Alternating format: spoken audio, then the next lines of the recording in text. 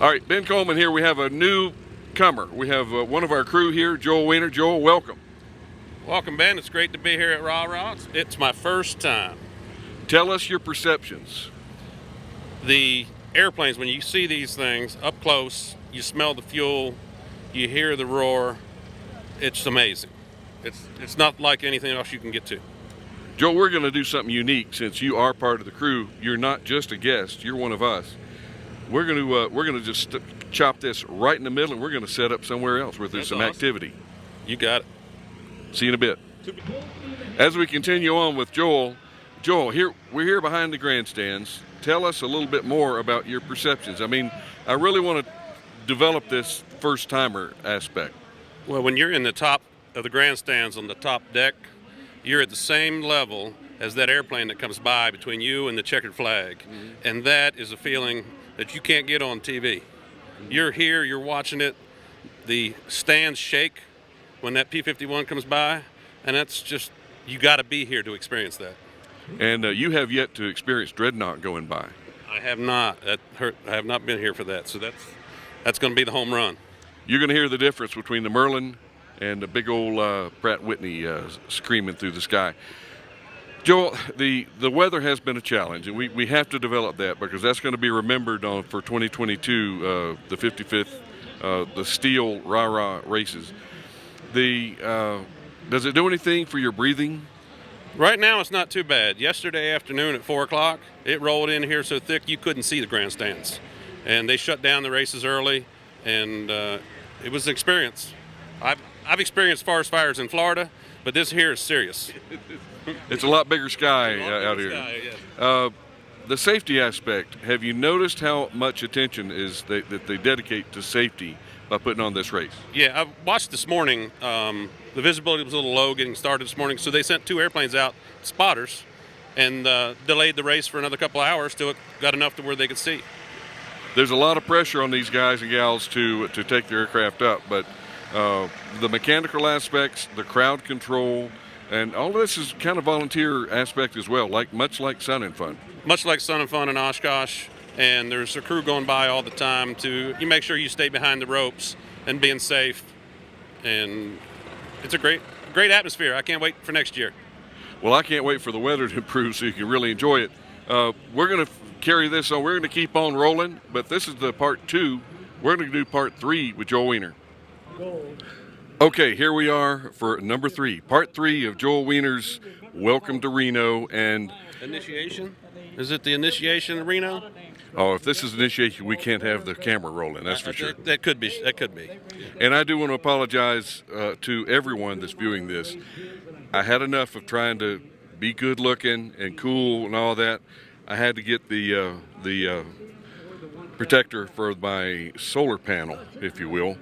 It is getting hot out here, and actually the weather is improving a little bit. But Joel, okay, we're continuing on. You're the newbie. You are you're the virgin for this trip, show. okay? Yeah. So tell me a little bit more about your aspects of being the virgin and how we're kind of getting you acclimated. Well, we're standing here in the pits, which you have to get a special pass to get in to view the airplanes that are actually in the show. Is it worth it? Yes, it's well worth it. Get into the pits. This is where you get to talk to people. You get to see the airplane, talk to the mechanics that's working on it, the pilots. It's a great place.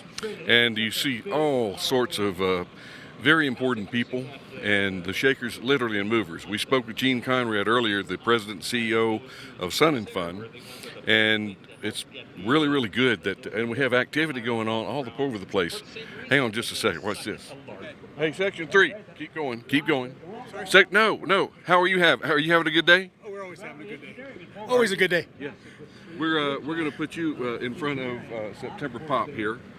And Section 3, does everybody know about Section 3? I think so. If they Good. don't, they're not in the know. Well, I'm going to tell them after you stroll on, and thanks for walking into our shot. Thanks, man. Thank you so much. What is Section 3? I'm intrigued. Section 3 is a section in the grandstands that folks started, probably 50 years ago. And it is, they commandeered that corner of the grandstands. And every year they would come back more and more and more, and it kind of branded itself as the Section 3 group. Well, I noticed now there is a completely separate Section 3 to the grandstands. They have gone beyond the grandstands, and they have their own grandstand called Section 3 booth, and you have got to be a part of the Section 3 club to be in the Section 3 grandstands. Interesting. See, something new learned here at Reno. And this is the 55th annual. Steel is the sponsor. They've gone through several sponsors, but it's an evolution thing here at the RaRa event. And I do want to develop again, because you can only have a first once. This is the first time once. That's correct. This is once, and I love it here. Ready to come back. Glad to be part of the Florida Aviation Network. Any events that you're going to here on the ramp? I don't have anything. I'm just going with the flow. AOPA? AOPA is the last. The AOPA party will be Sunday evening. I'll be attending that. Get a little video of there, and going with the flow.